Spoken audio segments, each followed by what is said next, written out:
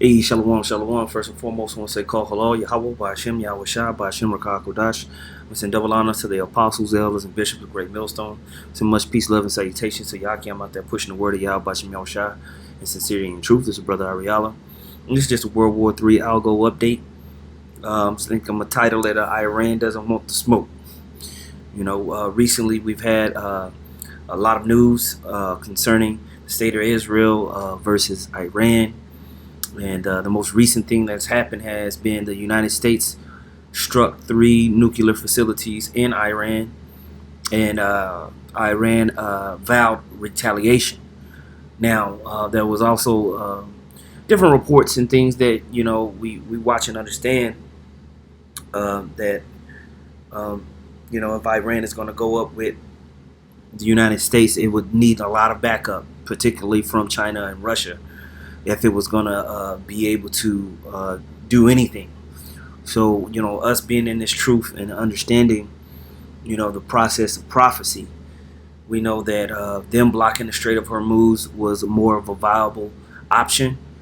And even back in 2020, when Iran did do so-called quote-unquote strikes on United States military bases in the region, they had warned the United States and allowed people to clear out and did minimal, damage or anything. And in like manner, they did that same thing this time because, when we understand that there's a lot more geoeconomic things getting ready to play. Yes, the United States is making certain moves to be ready for full-scale, attack on Iran, but the MOTB still has to go down. Brother Priest Shimon talked about that earlier today in his lesson, and that's something that we identify with. But I wanted to touch on a little bit more of understanding of the position that Persia is in. We understand that prophecy is going to draw them out whenever the state of Israel continues, because it's not looking like the state of Israel is going to stop. They're going to continue to do what they do. And it's likely going to force Iran, since they're kind of on an island, to have to do things more economically to put a dent in the assault that's going on. All right. Let's see. But I want to get that scripture that talks about man's goings are of the Lord. There it is. Proverbs 20:24 says, man's goings are of the Lord. How can a man then understand his own way? Because it's a process of prophecy, like we're talking about. And the scripture says that this thing was going to be a thief in the night. 1 Thessalonians 5:1 says, but of the times and seasons, brethren, ye have no need that I write unto you, for yourselves know perfectly that the day of the Lord so cometh as a thief in the night.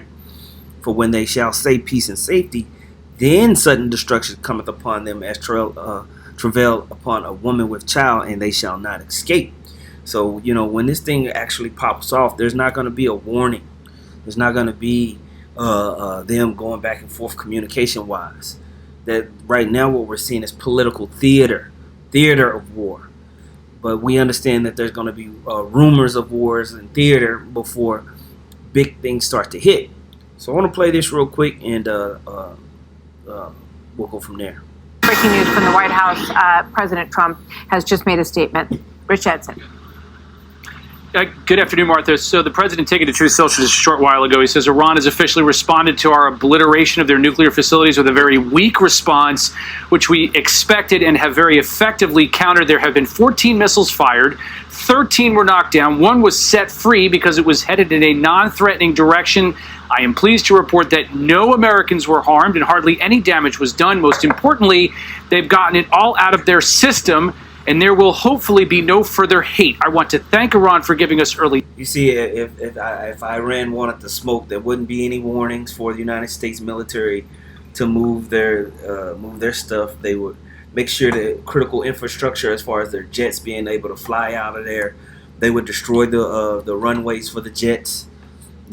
Any type of communication towers that they're destroyed.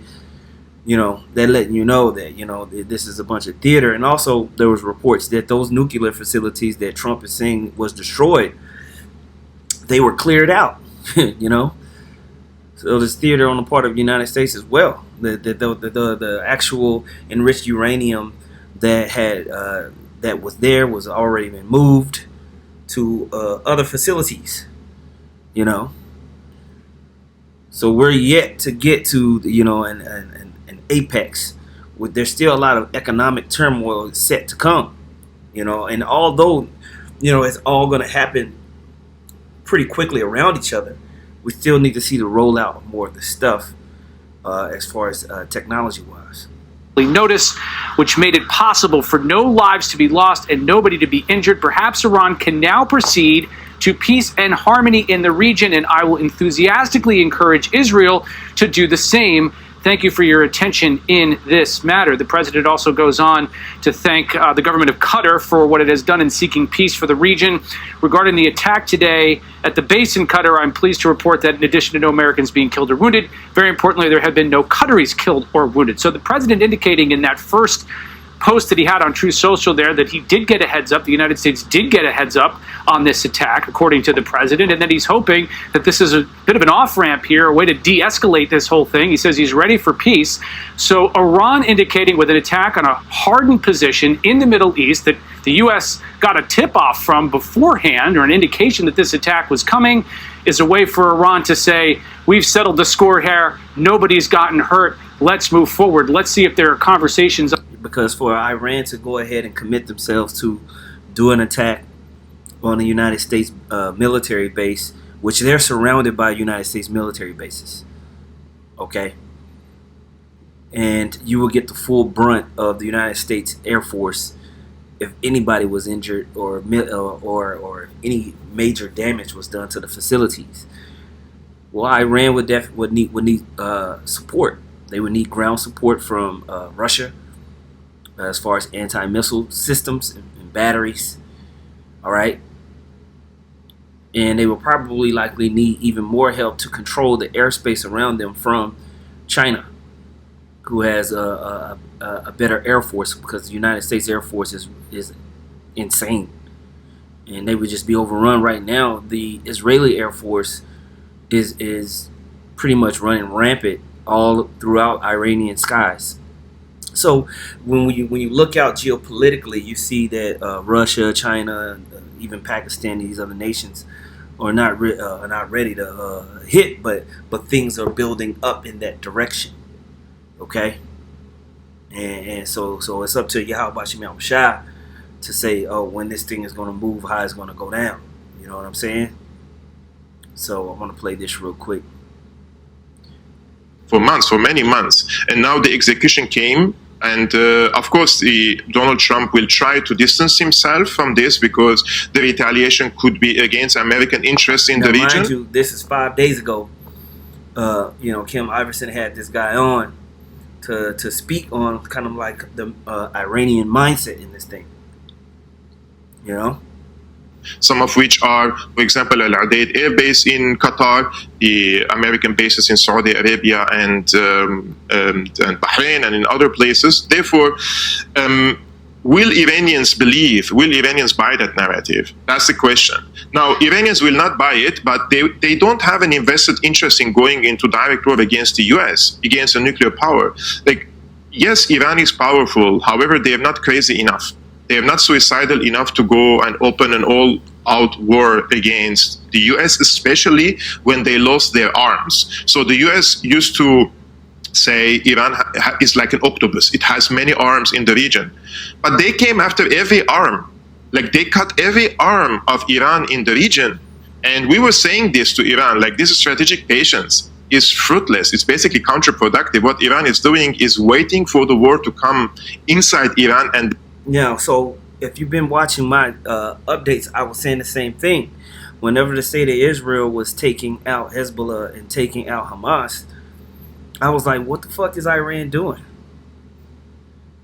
You're going to let them take out your proxy armies and like areas that are very strategic in your own protection. Now you're sitting on the island surrounded by your enemies. But just like I said earlier, it's all up to Yahweh Bashem Yahushua when basically the Medes are going to rise up, and basically they are going to have to be infiltrated and invaded. And we can see the determination of the state of Israel to completely collapse the Iranian government, and that'll force Iran out. But before that, we'll likely see global economic turmoil, right? In Isaiah 13 and 17, it says, "Behold, I will stir up the Medes against them, which shall not regard silver, and as for gold, they shall not delight in it." Because if they were to cut off that Strait of Hormuz, it would cause a shakeup in the regional economies in that area. It would cause a shakeup in the European economy. We'll talk about that a little bit more here in a second. Verse 18 says, "Their bows shall dash the young men to pieces, and they shall have no pity on the fruit of the womb. Their eyes shall not spare children." And right now they're not in that spirit. Right now they're calling Trump in the United States, brass, and letting them know that they're going to do these limited strikes to save face on getting their asses handed to them. Verse 19 says, "In Babylon, the glory of kingdoms, the beauty of the Chaldees' excellency shall be as when the Most High overthrew Sodom and Gomorrah." And this is how we understand that this is end time prophecy. That prophecy that never happened to ancient Babylon. Ancient Babylon didn't get overthrown like Sodom and Gomorrah and burnt and destroyed. There was just a transition of power. With there was skirmishes, there was battles, but they didn't just get completely obliterated like that. All right. So we're gonna see that happen. All right. Let's go back. Then to act, and now Iran is not in the best position to retaliate in a harsh way that could change the equations in the region. They will retaliate. However, I suspect that the retaliation will be very calculated and not to trigger an all-out war in the region. See? So you think it'll be like it's been before, which is always Israel does something to provoke and Iran does a more measured response that is not provocative enough to trigger a war. Yes, but if you give them an inch, they will come more and more and more. That's the problem with Iran. Iran thinks that if they strike in a calculated way, they could avoid an all-out war. However, the goal is quite clear. After decimating Gaza, decapitating Hezbollah, doing regime change war in Syria, the US and Israel will not stop until a regime change happens in Iran. So how will they do that? Are they going to do it in a military manner? Are they going to activate themselves inside Iran? I don't know. But the Americans and the Israelis have a lot of cards to play against the Iranians, and Iranians lost their allies in the region, exception for the Ansarullah movement in Yemen. Sure. So essentially you're thinking that if Iran doesn't actually, so basically Iran needs to wage, not that we're calling for it, we're not saying this, but from just an Iranian military and government strategic position, they would need to wage all-out war at this point in order to survive, have a chance at survival. They still might not survive that, but they would have, that's the only chance at survival. And because if they don't, if they just do what they've done before, Israel will just continue to go after them, and it will result in a regime change in Iran, a collapse. Yeah, so the best policy choice was to stop the advances of Israel in Lebanon and in Syria. Those were the front lines of Iran against Israel. Yeah. Once you lose the front line, then the war comes inside your territories. Now, in this case, if Iran opens an all-out war, it will lead into devastating consequences on other players in the region, such as Saudi Arabia and the Emiratis and the Qataris. And we see that when it's mentioned in 2nd Ezra, the 15th chapter. When you go down in there, it talks about them going up against each other, right? So you read 2nd Ezra 15, in 26, it says, "The Most High is aware of all those who sin against him, and he will hand them over to death and destruction. Terrible disasters have already come upon the world, and there is no escape. You have sinned against the Most High, he will not rescue you. Then in the east you will suddenly see a fearsome sight. Arab armies with many chariots will advance like dragons, As soon as they start out, the sound of their hissing will spread across the world and bring fear and trembling to everyone who hears it. Now, Saudi Arabia has a significant military. So them being allied, with the state of Israel and the United States is a formidable army. It says the Carmenians will come out of the forest in a fierce rage like wild boars, advancing in full strength to attack the dragons. Right? With their tusks, they will tear up a part of Assyria, but the dragons will unite their forces. All right, this is all them Arab nations coming together, right? Regain their former strength and win the victory. They will turn and pursue the wild boars, who will be thrown into panic, beaten into silence, and forced to turn and run. And we also understand, when you link that with Ezekiel, that the God, Russia, is going to have to come in and aid. This is going to have to be a unified thing. All right? You link that with Joel, the 3rd chapter. All right?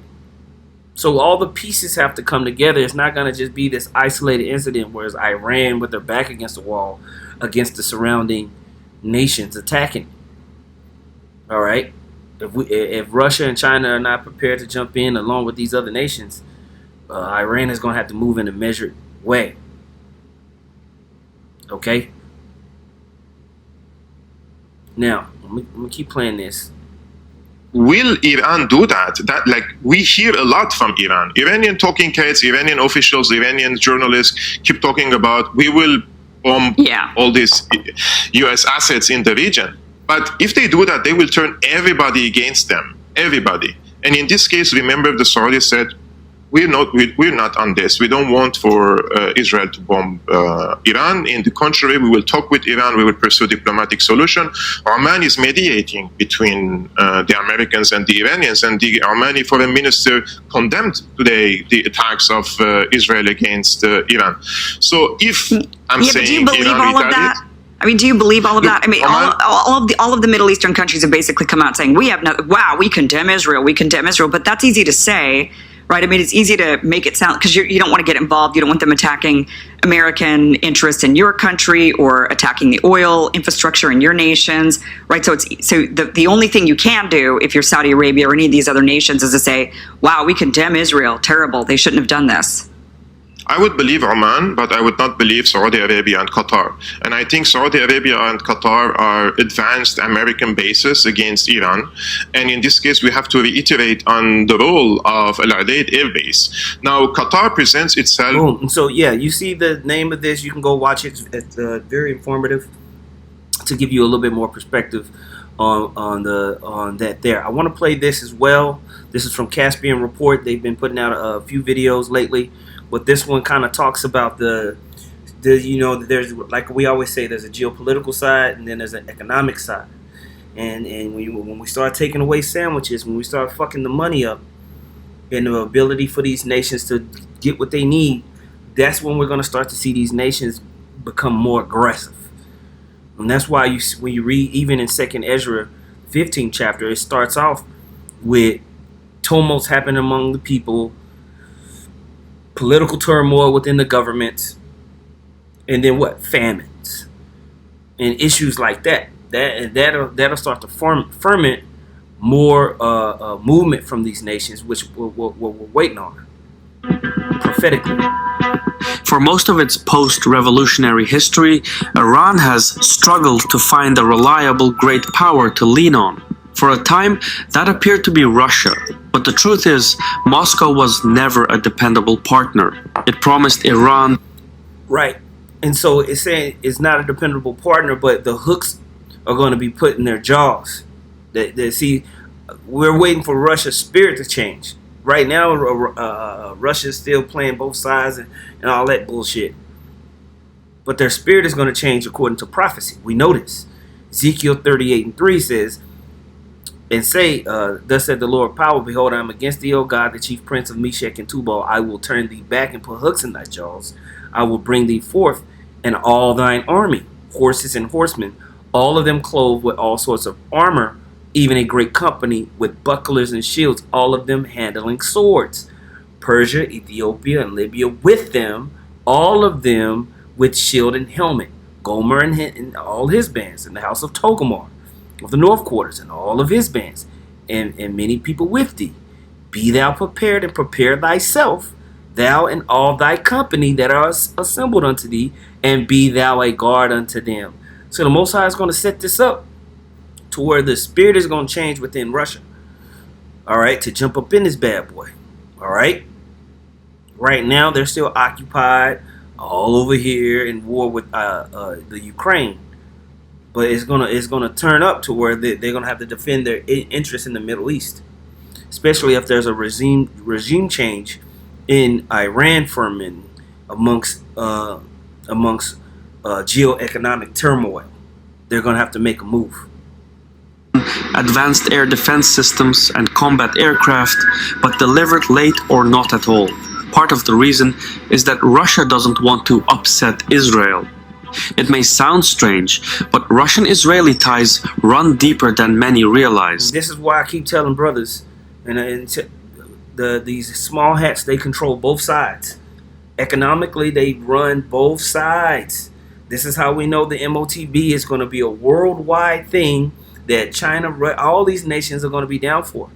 Okay? They're just going to battle over who controls this shit. Okay? Who gets to be the premier place, you know? Esau always is fighting himself. Always. Over 1 million Israelis speak Russian. The two countries have coordinated military operations in Syria, and behind the scenes, their defense industries maintain quiet lines of cooperation. In short, Russia has too much to lose by fully backing Iran. That mistrust goes both ways, though. For its part, Iran has consistently sought to maintain open relations with Europe, whether through trade, diplomacy, or energy cooperation. As a result, its regional goals have often clashed with Russia's, especially in the Caucasus and Central Asia. So, the alliance as it stands is built on convenience, not commitment. China, by contrast, follows a different playbook. If it chooses to deepen its role, the groundwork is already in place. Beijing has no colonial past in the Middle East, no emotional baggage, and no overlapping territorial ambitions. It simply wants oil, trade, and influence, and it is willing to invest for the long term.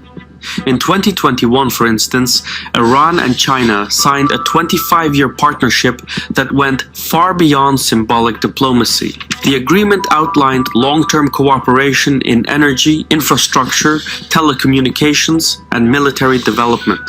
At its core, the deal provided China with guaranteed access to Iranian oil at steeply discounted rates, while offering Iran billions in investment tied to the Belt and Road Initiative.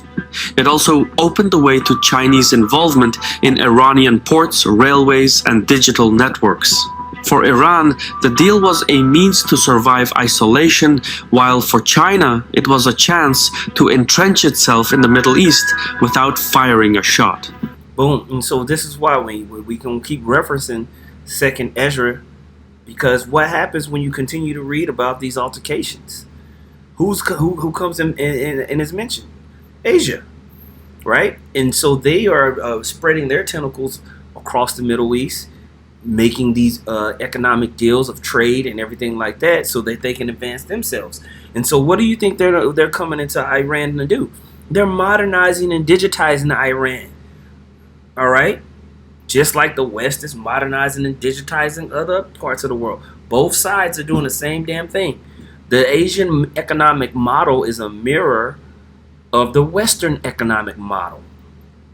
They just speak Cantonese and Mandarin instead of the King's English. But they're doing the same thing on different opposing sides. Okay? And so they're all looking to have their interests. Okay? That's why it says, Asia, you have imitated her. Talking about imitated Babylon. Babylon the Great.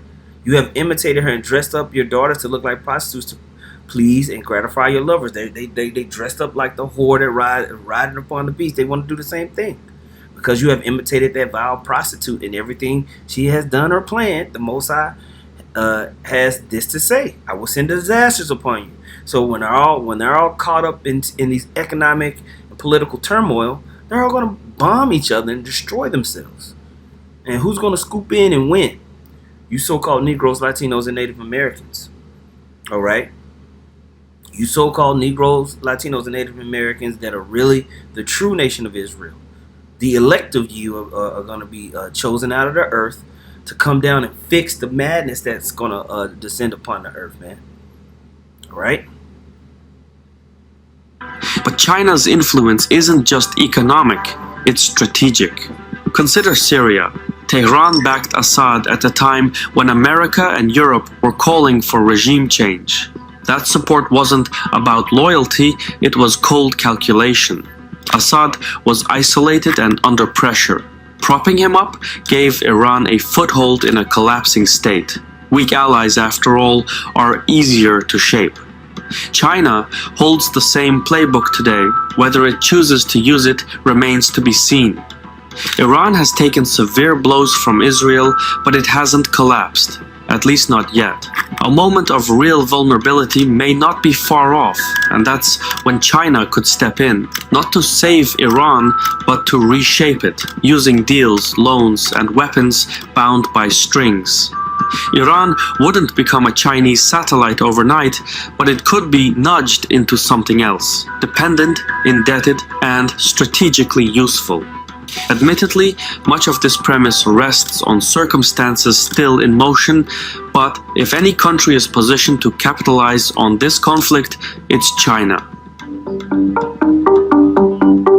Boom. So then it goes and talks about the issue of what's going on in Taiwan, between Taiwan and China, but I wanted to highlight the Chinese interest with the Iran. All right, and how much, you know, when this turmoil can mess up China's money. It hasn't yet, but it's set up. It's set up to. All right, and to get them involved. Now, I went into the Gronk AI and I said, let's. I was supposed to say analyze, but spelled it wrong. What would happen to the global economy if Iran blocked the Strait of Hormuz? It says blocking the Strait of Hormuz, through which roughly 20 to 25% of global oil and 20% of liquefied natural gas transits, would have profound economic consequences. Below is a detailed analysis of the potential impacts of the global economy, considering energy markets, trade, inflation, geopolitical ripple effects, based on available information and critical reasoning. Energy market disruptions. Oil price spike. The Strait of Hormuz handles 20 million barrels of oil daily, accounting for 21% of global crude trade and 20% of global oil consumption. A blockade could halt these flows, pushing oil prices to $120 to $150 per barrel or higher if prolonged, compared to $74 for Brent crude in June of 2025, right? So we're talking about potentially doubling the price, right? It says natural gas supply shock. Approximately 20% of global natural gas, primarily from Qatar, passes through the strait. Disruptions would hit key importers like Europe, China, India, Japan, and South Korea, exacerbating energy shortages and driving up natural gas prices. Right? It says limited alternatives. Alternative routes like Saudi Arabia's petrol line or the UAE's Fujairah pipeline are insufficient to offset the 20 million, I guess that's barrels per day loss. Pipelines are also aging or geopolitically constrained, limiting rerouting options. So, you know, there will definitely be a strain on these nations to get their energy. Not necessarily America, but the other markets. You got to remember that all of these markets are tied together. And a lot of these markets are over leveraged. A lot of these banks and corporations are holding all these different derivatives, and if you shake that up, in a particular bank or company or institution is too over leveraged, it could collapse those businesses, right? Global economic impacts. Inflation surge, skyrocketing oil and gas prices would increase energy costs, raising transportation, manufacturing, and consumer good prices globally. This could fuel inflation in the US, Europe, and Asia, with estimates suggesting a near immediate inflationary effect worldwide. All right. Economic slowdown. Energy intensive industries, particularly in Asia, right? Because China's always churning now. India's always churning, right? They need energy all the time. China, India, Japan, South Korea, which rely heavily on Gulf oil, 82% of straight exports go to Asia. Woo! Would face production cuts, right? And so if these Asian nations, which are producing every damn thing, get slowed down and we have a shortage on goods and services, those goods, what happens to the price? Skyrockets. China imported 90% of Iran's oil, and India, which nearly half of its crude from the Strait, would see manufacturing costs soar, potentially slowing economic growth. Stock market volatility. A blockade would trigger nervous reactions in global stock markets, as noted by geopolitical analysts, due to uncertainty. Regional economic strain. Gulf states like Saudi Arabia, UAE, and Qatar, heavily reliant on straight exports, would face economic pressure. Right? And this would make Saudi Arabia want to go head up with Iran. Like I said, you start messing with people's money, messing with their ability to eat, that's when a man is starting to get ready to fight. Okay? Let's see. Geopolitical and trade consequences. Impact on major economies. Asia, China, Japan, India, South Korea, major importers of Gulf oil and gas, would face severe energy shortages. Japan, 75% of crude from that strait. Korea, 60%. India, 50% crude, 60% gas. Woo, man, they rely on this thing way too much. They'd be fucked. Sheesh. Europe, it says, depending on Qatari natural gas and Gulf oil, Europe could face energy shortages and higher prices, exacerbating inflation and straining post-COVID recovery. United States, though less dependent on Gulf oil, the United States would face higher global oil prices, impacting consumers and industries. Pentagon officials and Vice President J.D. Vance have warned of the economic fallout, with Vance calling a blockade economic suicide for Iran.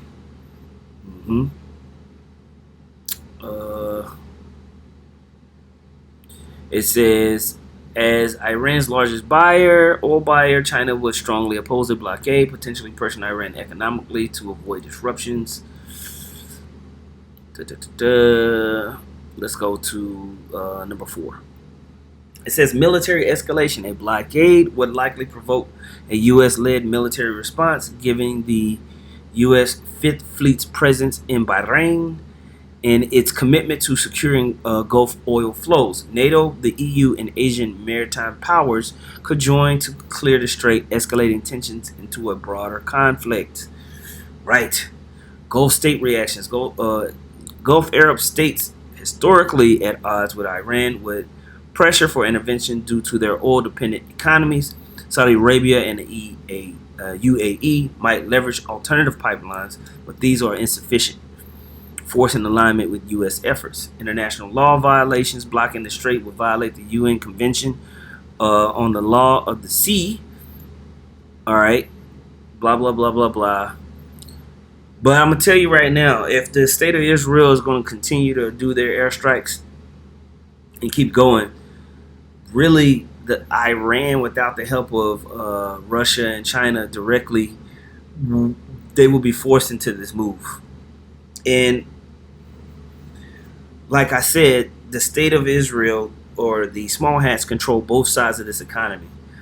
Having a blockade of the strait is a perfect reason for them to be able to roll out these new MOTB systems. It will create a perfect storm for a crash, and for them to say, oh, we need to come up with a global solution that everybody can agree on. look at the markets. Everybody's through. How can we fix this? All right, and that's what we're kind of looking at. We're still looking at that next stage of things. All right. So we had the situation where Iran did this limited strike on this military base out of Qatar, but as soon as I started hearing it, and me and the required Quan, we kind of had a feeling it was going to go this direction. And like I said, the brother Pre-Shaman was saying the same thing. There's more things prophetically that need to be put in place before you're going to see crazy ass bombs and stuff. We're tracking it, and we're measuring the time diligently in itself, right? By following the prophecies, okay? Okay? So I'll end on this one, 2 Ezra 9:1, and he answered me then and said, measure thou the time diligently in itself, and when thou seest part of the signs past, which I have told thee before, then shalt thou understand that it is the same time wherein the highest will begin to visit the world which he made. All right? So when we measuring the time by understanding the prophecies and going through the scrolls, and we see these events that's happening across the world, and through the Spirit we're able to piece things together. Say, okay, it's looking like this, it's looking like that, and speak out in the Spirit. So I just wanted to do a quick update on that and give a little bit of edification on what we see out here. We're going to keep our eyes as the watchmen out there on everything. So, Lord willing, that was edifying. And once again, I'm going to say, call hello, Yahweh, Ba'ashem, Yahweh Shah, Ba'ashem, Rakah, double honor to the apostles, elders, and bishops of Great Millstone. Much peace, love, and salutations to you, Akim, out there, pushing the word of Yahweh, Ba'ashem, Yahweh Shah, sincerely, truth, Shalom.